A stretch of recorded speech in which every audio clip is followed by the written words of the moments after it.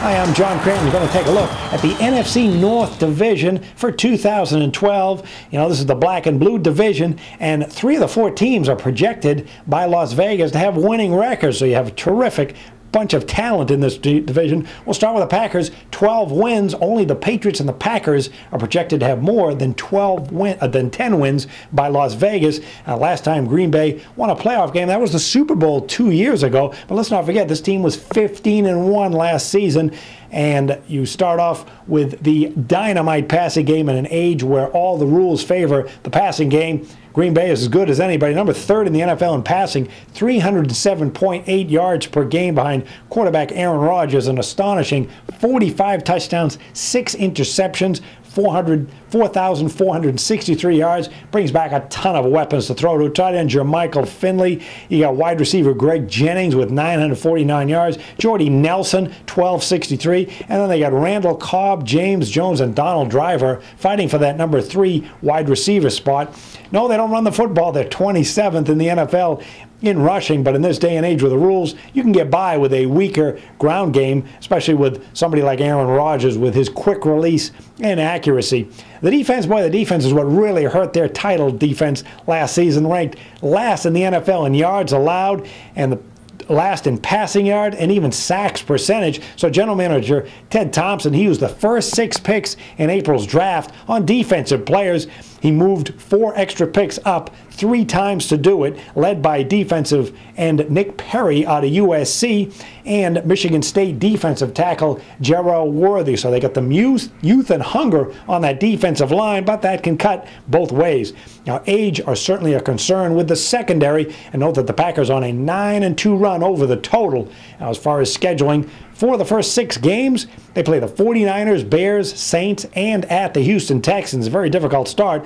However, outside of that, it's a relatively easy schedule outside of back-to-back road games later in the year at Detroit and at the New York Giants. Plus, the Packers have their bye week in Week 10, which is a terrific break. Then there's the Detroit Lions. They're over-under projected 9.5 wins. They got to 10-6 last season. Lions are definitely a public team with that great passing offense.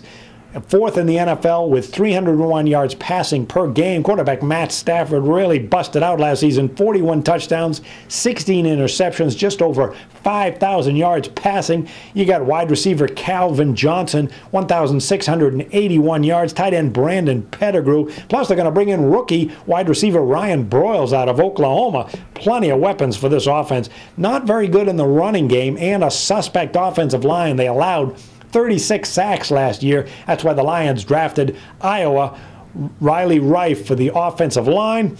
And the defense, too, is very weak. Defensive coordinator Gunther Cunningham, he loves an attacking, blitzing defense, but they are very weak in a lot of areas. 22nd against the pass and 23rd at stopping the run. You know, you got the great pass rushers in Sue and Nick Fairley, but really, instead of focusing on getting after the quarterback, they should focus on getting after stuffing the run first.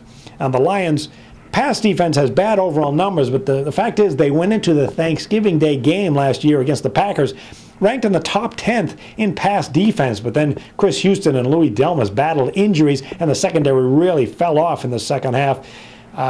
And that's not good when you're playing in a division with Jay Cutler and Aaron Rodgers. They also made some changes. Starting right cornerback Eric Wright, he's gone, and Aaron Berry steps in. Now, after hosting the Rams in Week 1, the Detroit Lions play 6 of 8 games on the road. They got their bye week in Week 5 and October 7th, and then 4 times they're going to have back-to-back road games. So if you like the Packers as a team with their great passing offense and suspect defense to go over the total, you can make the same argument with the Detroit Lions. In fact, last year they were 11-6 over the total. Wouldn't be surprised to see that trend continue. And the Chicago Bears in 3rd, they're 8.5 wins projected. This is a team that was 8-8 last year. That's very misleading. The Bears started 7-3. They were on their way to 10 or 11 wins until quarterback Jay Cutler got hurt. Cutler, 13 touchdowns, 7 interceptions. Very interesting passing attack for the Bears this fall. They've added wide receiver Brandon Marshall, along with Devin Hester and Earl Bennett. Plus, they got rookie Alshon Jeffrey. He's from South Carolina. 6'4", so you got a very tall wide receiver core in addition to Johnny Knox, although he's coming back slowly from back surgery. But still, with all these tall, talented weapons, it's certainly going to help a Chicago Bears offense that struggled mightily in the red zone last year. I also note on the offense, Mike Martz, the offensive coordinator, he's gone, and so Mike Tice takes over. The worst move that the Bears made, though, is one they didn't make. They really didn't beef up this offensive line, and that's a serious concern. Now, the defense has plenty of talent on the line, 5th in the NFL against the run with Briggs, Urlacher, and Julius Peppers, and his 11 sacks. Fact is, though, the Bears were not the sack machine defensively that you probably might think. The defense had 33 sacks, but the offense gave up 49 sacks. Half of those 23 were Jay Cutler. And the pass defense, 28th against the pass, giving up 254 yards per game. And they add injury-prone cornerback Kelvin Hayden. They also have rookie linebacker Shea McClellan in the first round. He's out of Boise State. 3 of the first 5 games that Chicago plays are on the road, and then 3 of their final 4 games are also on the road. And then finally, you got the Minnesota Vikings. 6 wins is their over-under for projection. They actually had half that a year ago, a 3-13 team. Not a lot to get excited about with them. The offense, passing offense, was 28th in the NFL. The rushing game was 4th. Not very good balance. And remember, this is an age of passing, so a strong running game isn't quite that essential. They went with rookie quarterback Christian Ponder last year. 13 touchdowns, 13 interceptions, just 54% completion percentage. They do have running back Adrian Peterson. However, he's not going to be 100% coming back from that knee injury when the season begins. You got the Percy Harvin fiasco. They did upgrade the offensive line with Matt Khalil out of USC, the number 4 overall pick. And in the first round, they had 2 first-round picks. They took safety Harrison Smith from Notre Dame with the number 29 pick. They haven't had good safety play in Minnesota, really, since Darren Sharper left town for New Orleans. And overall, this pass defense ranked 26th in the NFL, giving up 251 yards passing per game. A schedule, well, where are these 6 wins going to come from if you like the over, or 7 wins? They open the season with the Jaguars and the Colts, so you might be looking at a 2-0 start for the Vikings.